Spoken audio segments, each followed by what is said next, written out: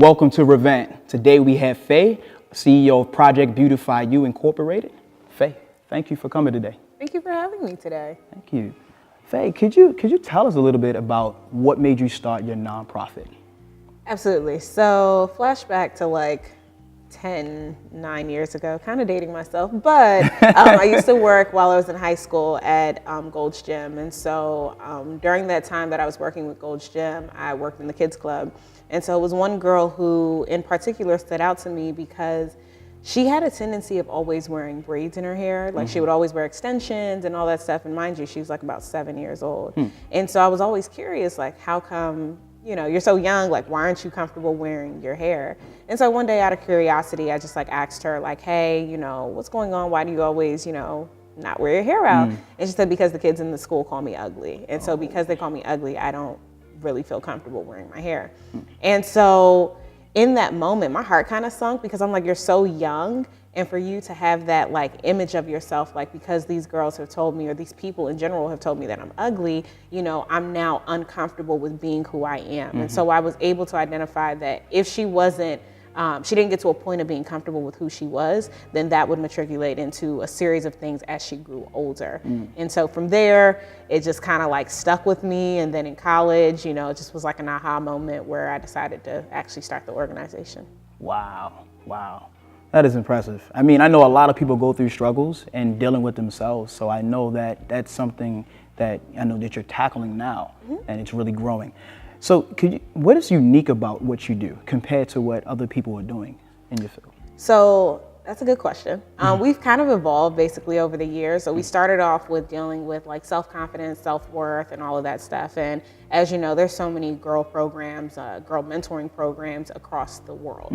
And so a lot of them really tackle that self-worth, that self-esteem, that self-confidence. But in the 4 years that the program has been operating, one of the things that I was able to identify was the fact that even though these kids were helping them build their self-confidence, a lot of them weren't confident in school. And if you're not confident in school and you're not confident in your grades, there's no way that you can really excel to anything, because that confidence that you're lacking is going to start putting barriers in other areas of your life. Absolutely. And so we started off with the self-esteem and the self-confidence, but then we started adding on components of actually helping them with academics. So I work with the inner city kids in Baltimore City as well as in Washington, D.C., and just a lot of areas that are underserved. And so a lot of those kids are really struggling but don't have resources. And so we've evolved from just doing the self-esteem and the self-confidence to now doing the academic tutoring, and then also giving them tangible resources of women who look like them and women who just want to help in general, who are thriving in their own professional careers, who can be that example to them that's saying, you know, if you want to be a cosmetologist or if you want to be a lawyer, here, you get paired with a mentor who's already a lawyer, who's already a cosmetologist, so you can see that tangible thing that I can do it too. So that sets us apart from everyone else. That is very, very unique. So I know nonprofits don't have too much competition, but would you say that you have any competition in your field? Oh yeah, absolutely. There's a lot of competition in nonprofits. I don't remember what the statistics are anymore, but there are hundreds and thousands of nonprofits that are being created and that exist. And so there's a lot of competition for money, especially with nonprofits, you know, that even though you have to think on a business mindset, it's still a nonprofit organization, so you get to compete for grants and things of that nature. And so you're competing against a lot of people to prove to one corporation or to a funder the reason for why you should get funded. So yeah, there's a lot. How did you deal with those challenges though, of funding and just the competition out there? So over a period of time, you just get to a point of being able to really prove yourself. And so when I say proving yourself, it's really about discussing your outcomes. So it's not just saying, oh, well, we're building the confidence of, you know, 30 girls in a program. Okay, what is happening when you're building their confidence? What are some results that you are seeing? Is it the fact that if you're giving them a tutor, are their grades increasing by, you know, from a C to a B or from a B to an A? Or if we're pairing them with a mentor, are they now saying that prior to me being a part of this program, I didn't know exactly what I wanted to do. I didn't know how to get there and I didn't believe I can get there. But now I actually have a detailed mapped out plan of how I'm going to be able to get that. And so you just have to be able to kind of prove yourself. It's a consistent proving yourself to people all the time, unfortunately. But that's really just what it is. It's just really about setting yourself apart and saying, this is what we're doing. This is how we're actually making an impact. So with your brand equity that you're building right now, what is unique about your brand Like, because everyone has a brand. So how are you growing your brand, and to actually talk about some of your accomplishments with your brand as well? And so one of the things that we're doing to kind of grow our brand is, it kind of goes back to what I said about setting ourselves apart. And so one of the things that we've done, we've learned to kind of create a community of women. So you see the self-confidence, the self-esteem, mentoring programs and all of that stuff. But one of our newest things is creating that community of women who can say that, hey, even though I'm not with these girls on a week-to-week basis, I'm with them once a month, or I'm with them at least twice a month. And so what that's helped us do is it sets us apart from everyone else just saying, oh, I'm a mentor, but now they can say I'm actually an invested investor and partner of this organization, and this is exactly what they're doing. So that's what we've been doing to kind of build our brand. That is phenomenal. Thank you. Absolutely. What about your consumer feedback? What are people saying about the service that you're providing, the things that you're doing, and how are you collecting that feedback? Okay, so I will say that 100% of our girls always survey that if they could be a part of the program again, they would. We have an average of 95% of the girls feel more confident in themselves or feel more prepared for college, career, and life success after leaving our program. So that's a feedback on the kids' end. On the, I guess you could say the mentors and the influencers rather, their feedback is always, we have sold out events. They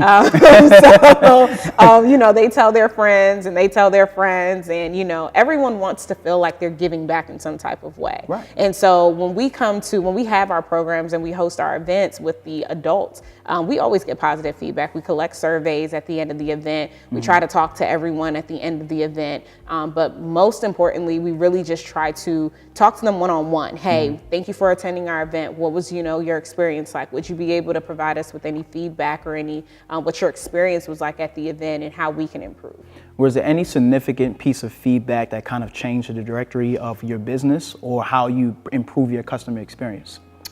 So from the student standpoint, so they usually have to get really personal with certain things that they talk about, because we have an idea that even though, we're building your confidence and we're trying to teach you how to become leaders and all of that, you have to kind of get to the root of your situation. You have to kind of dig in internally before you can really identify and really be confident and say, this is who I am, I'm comfortable with who I am, and this is where I'm going. So the feedback for some of the girls sometimes is, I don't want to get too deep, I don't want to talk about these certain things or whatever. And so we've kind of changed it a little bit with our curriculum as far as how do we address important issues without making them feel like they have to share or feel like they're being attacked.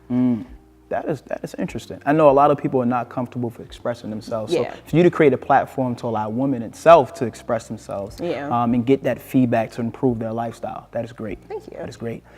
As one thing we like to do here is to try to kind of see your trajectory of where your company's moving in the future. So where do you see your organization in the next 5 to 10 years?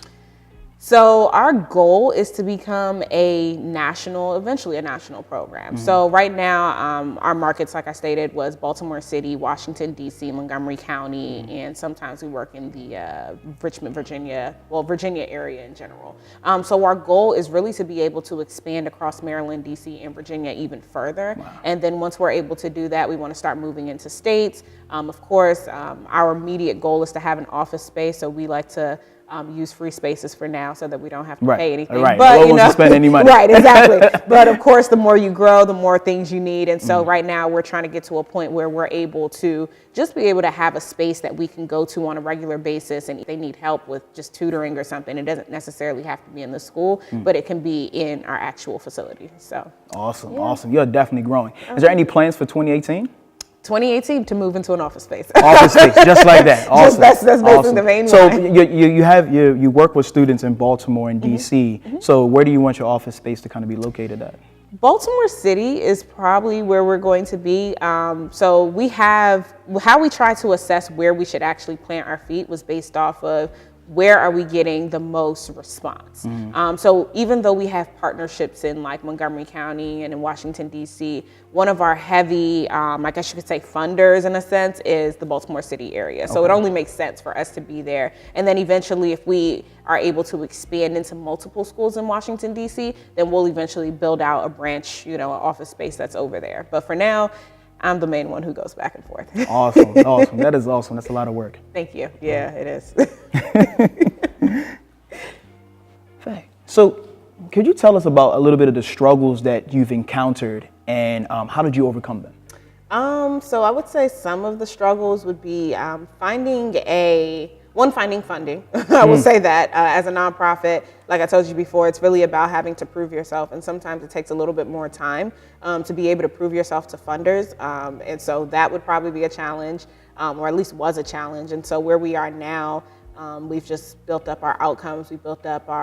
We've worked with over 300 girls at this point. And so we're able to say that this is the impact that we're making in the community. And so that's how we got over that challenge. Another challenge that I would say is really finding people who can, I'm trying to think of the word here, finding a team of people who can really just kind of push the vision forward. Okay. I'm sure as you've talked to a lot of entrepreneurs, one of the things that you'll know is like entrepreneurship, that's like your baby. It's like your first child. Yes, it is. And so it's really difficult for you to be able to let go of certain things or like be able to like give that one control. Yeah, exactly. And so it has been very difficult. And so I guess the challenge or how I'm overcoming that challenge right now would more so being an assessment of myself and knowing, just being able to list out, okay, these are the things that need to be done. This is what you can do. This is what somebody else needs to do. And so that's basically how I'm trying to get over that challenge, but it's still a challenge. Right. That is awesome. So one thing we want to do here is try to figure out what are the next steps in your strategy to continue to grow your business. I know you talked about the 5 to 10 year plan, but what is that immediate strategy that small businesses could use to elevate themselves in the business and things that you've utilized to grow your business? So I would say take advantage of the free resources. Specifically for nonprofits, there's plenty of like free workshops and seminars and things like that that are available where they teach you how to write, grants. They teach you how to find funders or how to, pitch your business and stuff like that. Resources are out there, whether you're a nonprofit or not a nonprofit. The SBA has plenty of workshops that are available. Find mentors, people who are doing similar things, are working and operating in the same field as you or something similar to you, and try to get their idea of like, what did they do to grow their business, or what are some things that they can do, or even if they could be a mentor to you, try to just take that time out to like just speak to people in your field and read. Absolutely. Reading is fundamental. Reading will take you so many places. You will get so many mentors who don't even know you exist just through you reading. And so that's basically what I'm doing to kind of make sure we're elevating and growing. Did you have any mentors when you started? Oh yeah, absolutely. I still have mentors. I still have people that I pitch on LinkedIn and, say, hey, my name is Feyi and I run this organization. I'm really interested in your business, or I just came across your business and would love to speak with you for 5 to 10 minutes about X, Y, and Z. So that is awesome. Yeah. Well, Feyi, this has been wonderful. Could you let everybody know where they can find you on social media, your website, your platform, and everything? Absolutely. So you can find me on social media for my organization, PBY Inc., which is Project Beautify You Inc. That's on Twitter, that's on Instagram, that's on Facebook. If you are interested in me personally, you can visit Feyi, which is Feyi Odukoya, Odukoya.com, and you can find out more information about who I am and what I do and where I'm speaking. Awesome. Well, you guys, you heard it from her. Please definitely support all of the entrepreneurs, especially Feyi here. Check out our organization and see if you can be a part of it. We're all about supporting small businesses and entrepreneurs. So once again, thank you, Feyi. Thank you for having me. Absolutely.